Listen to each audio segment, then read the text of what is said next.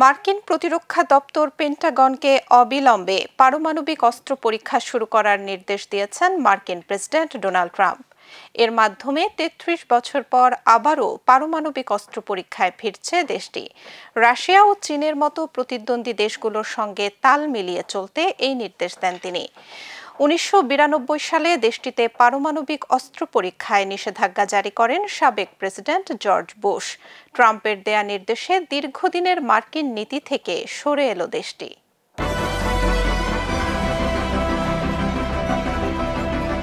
দক্ষিণ কোরিয়ায় চীনের প্রেসিডেন্ট শি জিনপিংয়ের সঙ্গে বৈঠকের আগে পেন্টাগনকে আবারও পারমাণবিক অস্ত্র পরীক্ষা শুরু করার নির্দেশ দিয়েছেন ডোনাল্ড ট্রাম্প।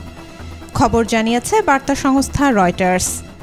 বুধবার নিজের যোগাযোগ মাধ্যম ট্রুথ সোশ্যালে ট্রাম্প লেখেন, অন্য দেশগুলোর পরীক্ষামূলক কর্মসূচির কারণে প্রতিরক্ষা দপ্তরকে সমানভাবে পারমাণবিক অস্ত্র পরীক্ষা শুরু করতে নির্দেশ দেওয়া হয়েছে।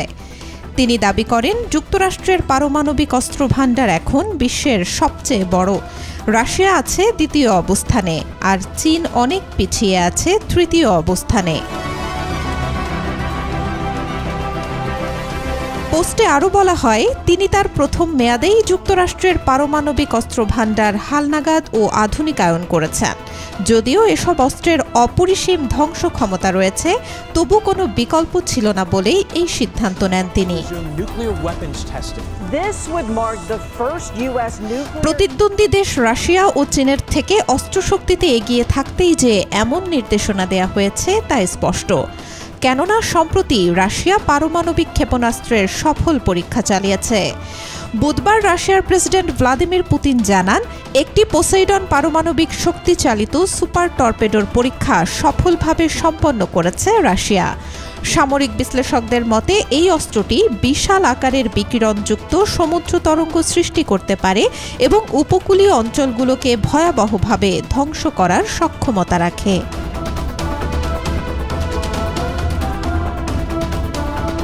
আবার চীনের পারমাণবিক কর্মসূচি নিয়েও সতর্ক করেন ট্রাম্প। বলেন, চীন আগামী ৫ বছরের মধ্যেই সমকক্ষ হয়ে উঠতে পারে। এসব পারমাণবিক অস্ত্র পরীক্ষার নিন্দা জানালেও কয়েকদিন পরই নিজ দেশে পরীক্ষা শুরু করার ঘোষণা দেন তিনি। এতে করে দীর্ঘদিনের মার্কিন নীতি থেকে সরে এলো দেশটি।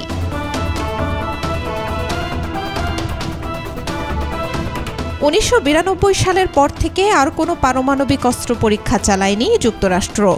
তখন স্নায়ুযুদ্ধ অবসানের প্রেক্ষাপটে পারমাণবিক অস্ত্র পরীক্ষা স্থগিত করেছিলেন তৎকালীন প্রেসিডেন্ট জর্জ ডব্লিউ বুশ।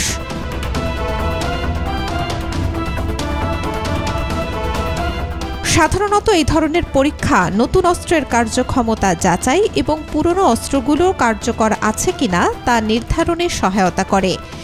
বিশ্লেষকরা মনে করছেন, প্রযুক্তিগত তথ্য সরবরাহের পাশাপাশি এই পরীক্ষা রাশিয়া ও চীনের কাছে যুক্তরাষ্ট্রের শক্তি প্রদর্শনের কৌশলগত একটি উদ্যোগ। Desk report, B news 24।